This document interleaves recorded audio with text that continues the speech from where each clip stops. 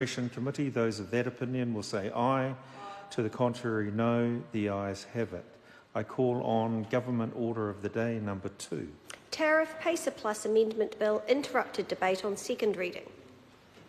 Members, when we were last considering this bill, we had completed call number 3. We are now on call number 4 from the National Party.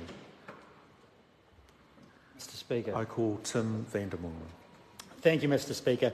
Look, I enjoy rising to take calls on trade-related bills. I've always had a passion and an interest in trade, and the Tariff PACER Plus Amendment Bill here in its second reading is no exception to that. This is a piece of work that was started under the former government. Actually, it was first developed in 2009. It's gone through a reasonably prolonged process to ensure that it meets the needs of all the expected signatories of this particular bill. So, as this House will well be aware, the previous government had a strong focus on trade, understanding the benefits it presents to us as New Zealanders when we get these sorts of trade agreements right, when we can match those with the needs of the countries we're looking to trade with. It provides a significant mutual benefit to all concerned parties. And certainly that is the intent of the PACER Plus bill as well. So we have 11 different signatories forming part of this particular agreement. And I'd just like to touch, in fact, on not only the fact that we're doing this PACER Plus agreement, but also there's been a lot of other work and some of those different free trade agreements that I touched on. And we've seen the Trans-Pacific Partnership as a significant trade agreement progress under the last government as well. And obviously we had a bit of a name change and a few other tweaks that added a couple of extra pages into the end of it, which effectively those changes to it were, I think, the two words at the start of the title, which then subsequently allegedly made it comprehensive and progressive. Regardless, though, we're encouraged to see that the now government has understood some of the benefits that these trade agreements can provide, and we're able to come to the party and support that one through, noting their significant objections earlier in the debate on that particular bill. Also, PACER Plus, another good piece of work, the RCEP agreement that's still progressing at the moment. There's a number of trade elements that were a key focus for the previous government, and I just encourage this government to continue to maintain, to enhance and to grow those trade opportunities for New Zealanders, because we are such a high export-focused nation. We need these continued and ongoing and improving access opportunities to provide us the potential to grow and to develop. And actually that's exactly what we're trying to offer here for some of our Pacific partners too. So this is a trade agreement. As I mentioned, they all need to be mutually beneficial. And what we're looking at here is, of course, providing some benefit to New Zealand in terms of more secure, more stable access, more certainty, reduced tariffs, reduced red tape.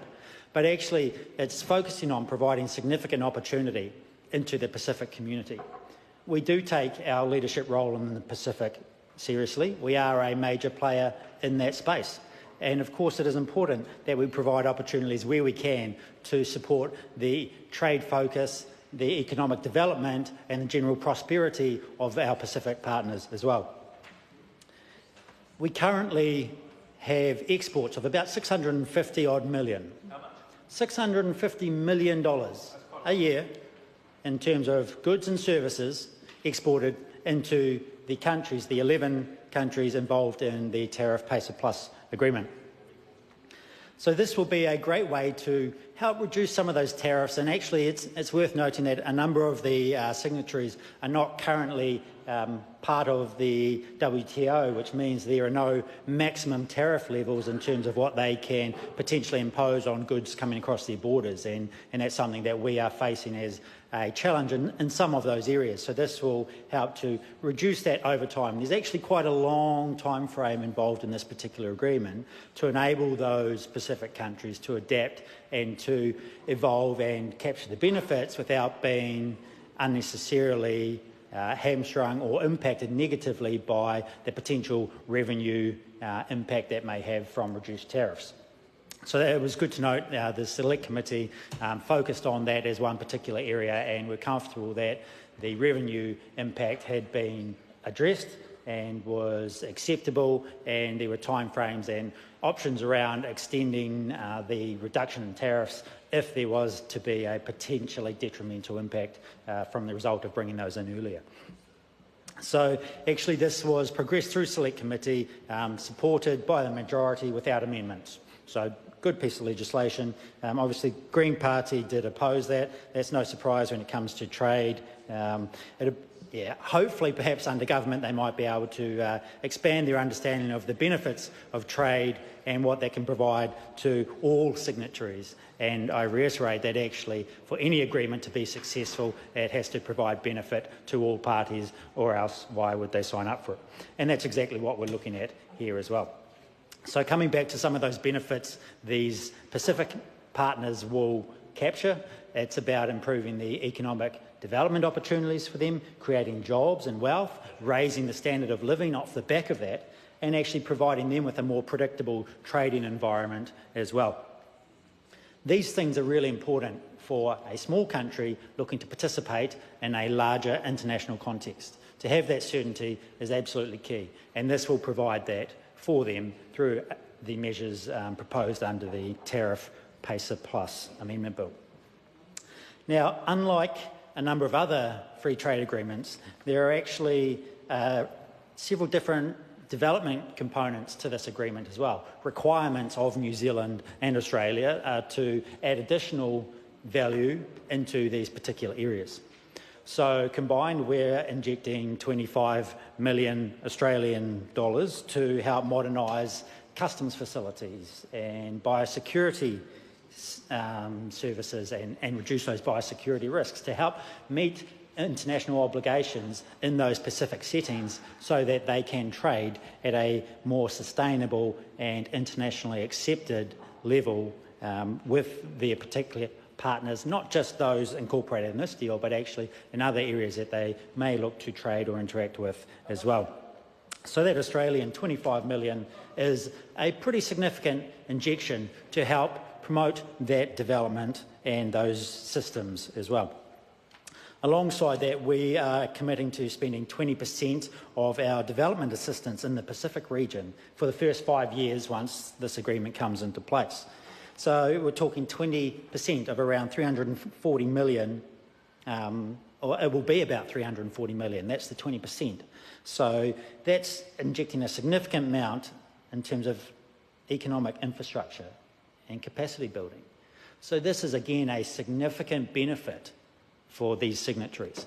So I encourage the Greens to understand that actually there are benefits alongside this. It's not just about providing additional income, more security for New Zealand's exporters and reducing their risks and tariffs. It's actually about providing significant opportunity through that wealth creation, through the certainty of trading parameters, through the improved systems that enable them to interact internationally, and actually through wealth creation via more jobs, more certainty around those jobs, and actually the raised standard of living that I talked about initially.